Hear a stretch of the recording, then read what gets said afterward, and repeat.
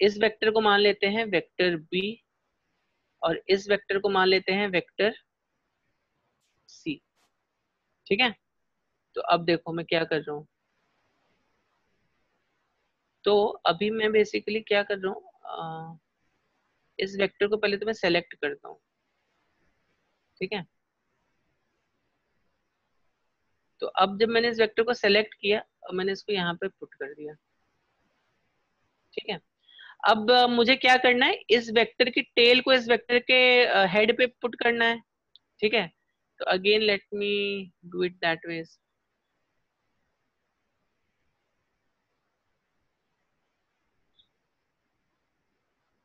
ठीक है, तो अगर मैं इसको रोटेट करूं,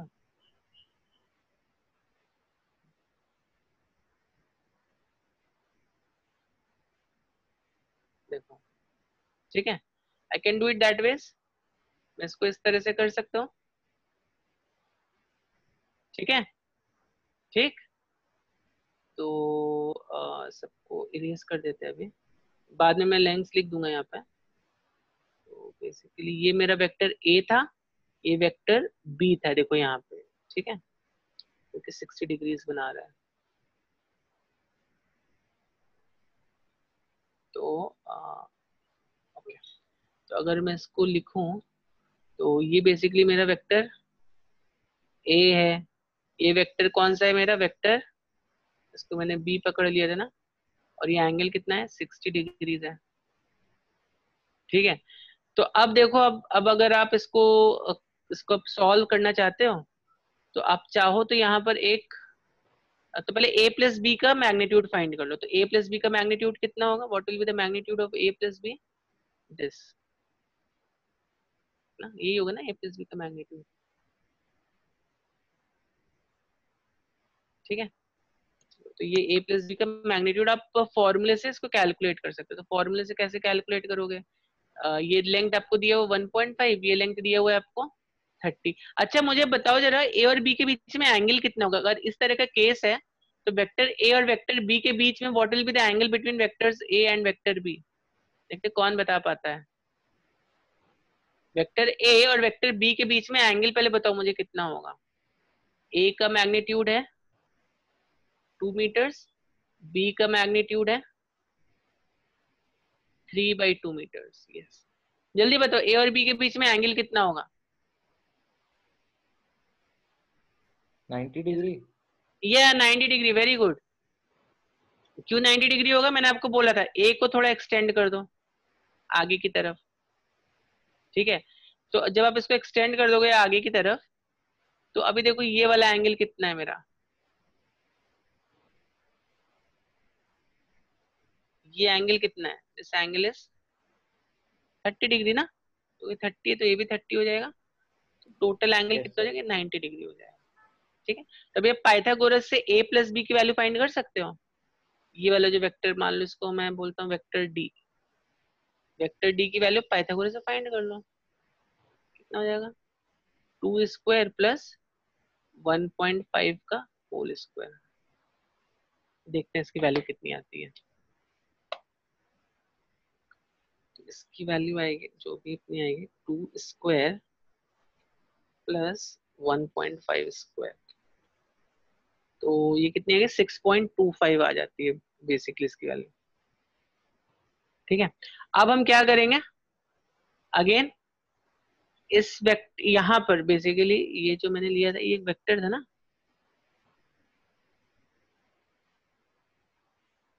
ठीक है, अब इस वेक्टर में ये वाला जो वेक्टर है, मान लो वेक्टर सी है मेरा, इस वेक्टर को यहाँ पर लेके आएंगे और इसको हम ऐड करेंगे। तो इसके लिए मैं पहले इसके सब ये सब डिलीट कर देता हूँ। ठीक है, ये तो यहाँ पे मैग्नीट्यूड आप यहाँ से देख लो इसके जो भी है। ओके, तो अभी मैं क्या कर रहा हूँ बेसिकली, इसका ये जो वेक्टर सी है इसको यहाँ पे स्टेप पे लेके आ रहा हूँ मैं। ठीक है,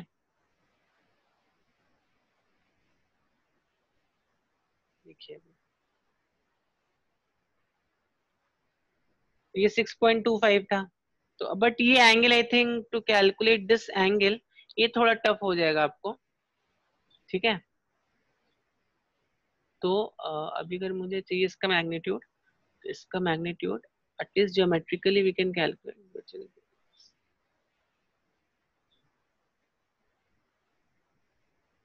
ठीक है।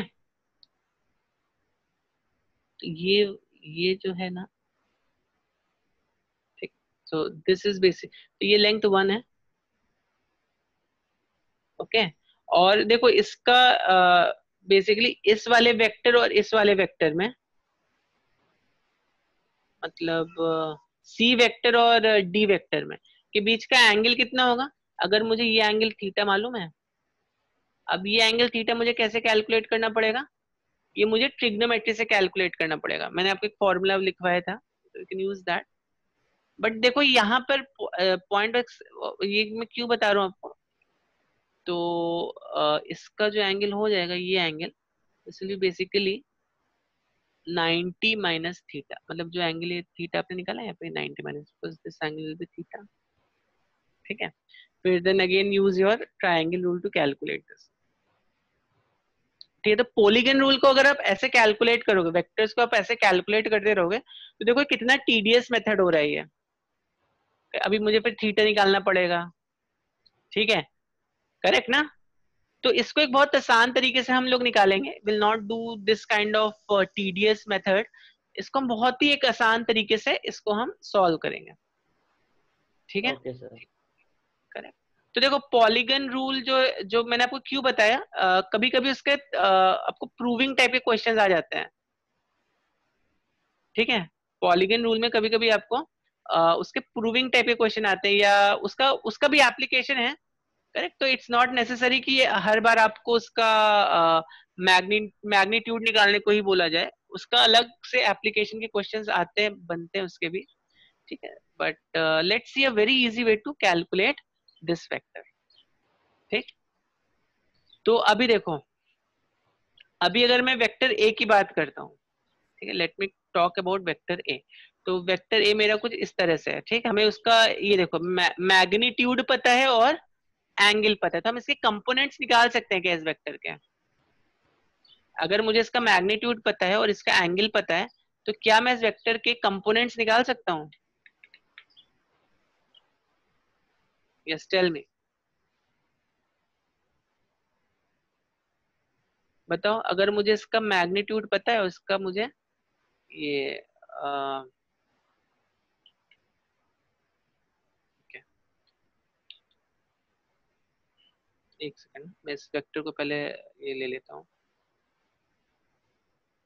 तो इस वेक्टर को हम पहले देखेंगे, इसके हम क्या करेंगे, पहले कंपोनेंट्स निकालेंगे। तो ये वेक्टर आ गया मेरे पास, ठीक है ना। तो देखो इसको इसके कंपोनेंट्स कैसे निकालेंगे अभी हम लोग। इसके कंपोनेंट्स निकालने के लिए मैंने आपको बताया था कि यहाँ से जस्ट एक लाइन ड्रॉ करो,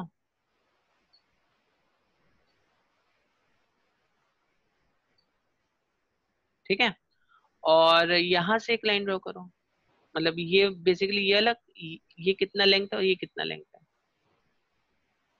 ठीक है। तो ये इसका ए वाई कंपोनेंट हो गया, इसका ए एक्स कंपोनेंट हो गया। देखो आप ऐसे ऐसे भी देख सकते हो ना, ओके। तो बेसिकली ये वाला जो लेंथ है, ये इसका क्या है, ए वाई कंपोनेंट है, और ये जो लेंथ है इसका ए एक्स कंपोनेंट है, करेक्ट ना। ठीक है ना, समझ में आ रहा है आपको, ये समझ में आ यस रहा है कि सर। नहीं आ रहा है। तो ये वाला जो है ये इसका ए वाई वाला कंपोनेंट है, और ये जो लेंथ है ये इसका ए एक्स वाला कंपोनेंट है, ठीक। तो अब देखो ए मैंने आपको बताया था cos 30, cos 30 कितना हो जाएगा, cos 30 यहाँ पे कितना हो जाएगा, what will be cos 30 in this case, what is cos 30 here, cos 30 is A X upon, अगर मान लो मैंने इसको इसको बोला magnitude of A here is given as 2, ठीक है। तो ए एक्स अपॉन ए, तो ए एक्स कितना है मेरा, ए एक्स तो मैं फाइंड करना है, और ए का मैग्नीट्यूड मुझे 2 दिया हुआ है, तो ए एक्स को मैं क्या लिख सकता हूँ, ए cos 30। तो ए कितना हुआ, 2 इंटू कॉस 30 कितना है मेरा, cos 30 इज √3/2 ना, ठीक है, समझ में आया क्या? समझ में आई यस ये सर। बात? तो ax मेरा कितना हो गया, √3 हो गया। और इसी तरह मैं लिख सकता हूँ sin 30, तो ax की वैल्यू यहाँ पे लिख देते हैं, √3 आ गया। और इसी तरह ए वाई की वैल्यू देखो कितना है, sin 30 को मैं क्या लिख सकता हूँ, ए वाई अपॉन ए। ठीक है, तो ए वाई मेरा कितना हो गया, ए ऑफ sin 30, तो sin 30 is half, 2 × ½ which is 1, तो ए वाई की वैल्यू आ गई मेरी 1। ठीक है, इतनी बात क्लियर है कि नहीं है? Yes sir. इतनी बात। तो if I have to write vector A, तो वेक्टर ए में क्या लिख सकता हूँ, वेक्टर ए इज, बताओ क्या आएगा वैल्यू वेक्टर ए का आई जे के फॉर्मेट में,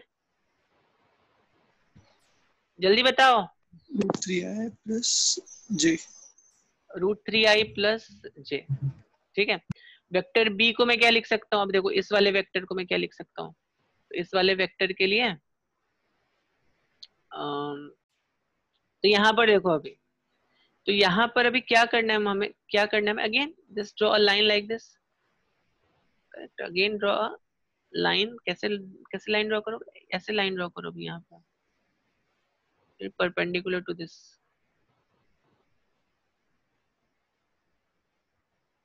ठीक है, और एक लाइन ऐसे ड्रॉ कर दो, एक लाइन भी ऐसे ड्रॉ कर दो। अब देखो यहाँ पे ए एक्स का कंपोनेंट क्या होगा, what will be the component of A X, this is A X component and this is A Y component. ठीक है, तो इसको हम 3/2 भी लिख सकते हैं। तब देखो यहाँ पर जल्दी से बताओ ए एक्स का वैल्यू, जल्दी से बताओ कितना आएगा, एनीवन जल्दी से बताओ ए एक्स का वैल्यू कितना आएगा, ए कॉस थीटा, ये रहता है ना, तो ए हमें पता है 3/2 कॉस ऑफ 60, कॉस 60 कितना है, 1/2। कितना 1/2। या, तो ये हो गया 3/4, ए एक्स इज 3/4। इसी तरह ए वाई देखो क्या होगा, ए वाई हो जाएगा ए साइन थीटा। ठीक है, ए वाई कितना हो जाएगा, ए साइन थीटा, तो ए कितना हुआ, ए इज अगेन 3/2, साइन थीटा कितना, साइन 60, साइन 60 कितना होता है, √3/2 होता है, 3√3/4। ठीक है, समझ में आया, ए एक्स कितना है, ए वाई कितना है। ओके, तो अच्छा मैं एक्चुअली वेक्टर बी है, तो instead of A I will just say this is B, बस दिस इज बी ना, इस वेक्टर को हम बी ले लेते हैं। तो मैं यहाँ पे सब जगह जहाँ पे ए लिखा है उसको बी कर दूंगा, ए भी बी कर दूंगा, और ये भी बी कर दूंगा, ये भी बी हो जाएगा मेरा, और ये भी बी हो जाएगा। ठीक है, तो ये B X B Y, correct. तो देखो, तो अभी अगर मुझे वेक्टर बी को लिखना है, तो वेक्टर बी मेरा क्या हो जाएगा, बी एक्स आई कैप प्लस बी वाई जे कैप। तो बी एक्स कितना है, 3/4 आई कैप 3/4 i प्लस √3, नहीं 3/4 j। जे कैप। ठीक है, ओके। और देखो ये वेक्टर सी मेरा कितना है, वेक्टर सी कितना है, वेक्टर सी अगर वेक्टर सी कोई बताएगा, वेक्टर सी, अच्छा एक सेकेंड, बी एक्स देखो, बी एक्स का जो डायरेक्शन है ना, वो ऐसा है बी एक्स का डायरेक्शन। ठीक है, दिस इज टूवर्ड्स -x, तो इसको मैं यहाँ पे जब मैं आई कैप लिखूंगा तो ये -3/4 आई कैप हो जाएगा। बी वाई का डायरेक्शन देखो ऊपर की तरफ है, तो पॉजिटिव पॉजिटिव वाई की तरफ है। ठीक है, तो इसका डायरेक्शन पॉजिटिव ही रहने वाला है। इसी तरह अगर मैं इस वेक्टर को सी पकड़ता हूँ, तो इस वेक्टर का वैल्यू कितना आ जाएगा, कोई बताएगा, जल्दी बताओ कितना आएगा इस वेक्टर का वैल्यू, जल्दी बताओ, जल्दी जल्दी, कौन सा यूनिट वेक्टर होता है, जल्दी बताओ तुम लोग। देखो दो लोग तो चले भी गए। -y के अलोंग कौन सा यूनिट वेक्टर होता है, जे कैप होता है ना, -j कैप हो जाएगा। ठीक है, तो -y के अलोंग -j है, मैग्नीट्यूड देखो कितना है, 1 है, तो c को मैं क्या लिख दूंगा, -j cap, directly I can write -j cap, यहाँ पे कुछ करना ही नहीं यहाँ पे। ठीक है, इतनी बात समझ में आई क्या? Now once we have calculated our vector A, vector B and vector C, now let us solve them. तो देखो वेक्टर A कितना है मेरा, √3i plus j cap. Vector B कितना है मेरा, -3/4i plus 3/√3/4 j cap. Vector C कितना है, तो यहाँ पे आएगा कोई कंपोनेंट ही नहीं, -j कैप। ठीक है, इसको सॉल्व करते हैं अभी। तो अब देखो j और j तो एनीवेज कैंसिल आउट हो जाएगा। ठीक है, यहाँ पे क्या बचेगा, तो अगर मैं यहाँ पे लिखता हूँ a plus b plus c vector, इसका जो एडिशन आएगा मेरा, it will be √3 minus 3/4 i cap plus 3/4 j cap. ठीक है, तो इसका एडिशन मेरा इतना आया, करेक्ट।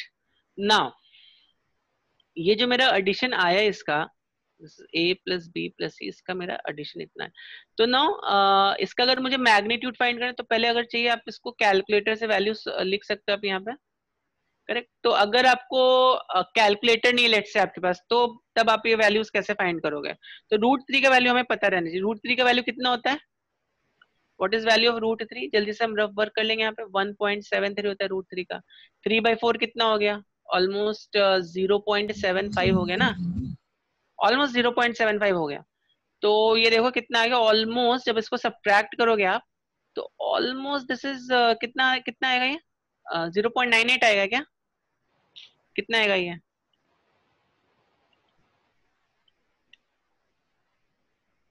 दिस इज ऑल, हाँ, तो 0.98 आ जाएगा ये। ठीक है, this is very close to 1। और ये कितना है, 3/4 मतलब 0.75, तो 0.75 j क्या। तो बिना कैलकुलेटर के भी आप इसको कर सकते हो। j कैप मैंने गलत लिख दिया क्या, या this is 3√3, I am sorry, this is 3√3/4, तो then it will not be 0.75। तो इसका भी वैल्यू निकाल लेते हैं, चलो। तो 1.73 बहुत सिंपल है, देखो अभी ये 1.73 है, और इसका भी मुझे ये करना है 3/4 वैल्यू निकालनी है। तो अब आपको यहाँ पे थोड़ा कैलकुलेशन करना पड़ेगा, मतलब इंटू 3/4, तो आपको कैलकुलेशन स्ट्रांग होना चाहिए आपका। तो 1 पॉइंट मैं डायरेक्टली कैलकुलेटर से भी कर देता हूँ। तो this comes out to be 1.2975। तो अप्रोक्सीमेटली इट इज 1 पॉइंट, ठीक है, मैं एग्जैक्ट वैल्यू लिख देता हूँ यहाँ पे, अप्रोक्सीमेटली 1.3 के आसपास है ये। ठीक है, करेक्ट। तो अब देखो इसका x कंपोनेंट क्या है। तो अब इन तीन वेक्टर्स को जब आप ऐड करोगे, तो इन तीनों वेक्टर का जो एडिशन आएगा, उसका x कंपोनेंट क्या होगा, उसका x कंपोनेंट हो जाएगा, उसका x कंपोनेंट हो जाएगा ये, this is basically x component of the addition of this vector, this is y component of addition of this vector, correct. और मैग्नीट्यूड निकालना है, अगर आपको मैग्नीट्यूड निकालना है a plus B plus C का, तो कितना हो जाएगा, 0.98 का होल स्क्वायर प्लस 1.29, मतलब 1.23 ले लेते हैं इसको, अप्रोक्सीमेटेड वैल्यू ले लेते हैं यहाँ पे इसके, 1.23 का whole square. This comes out to B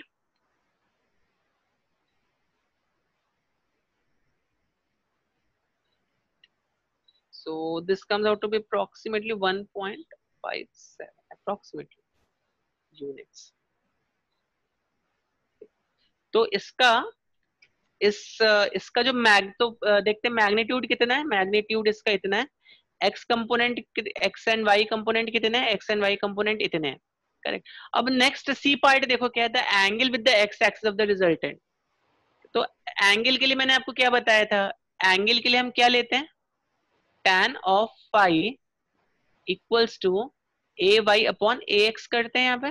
तो ए वाई देखो यहाँ पे कितना हो गया, tan of phi is equal to A Y कितना, 1.23 डिवाइडेड बाई 0.98।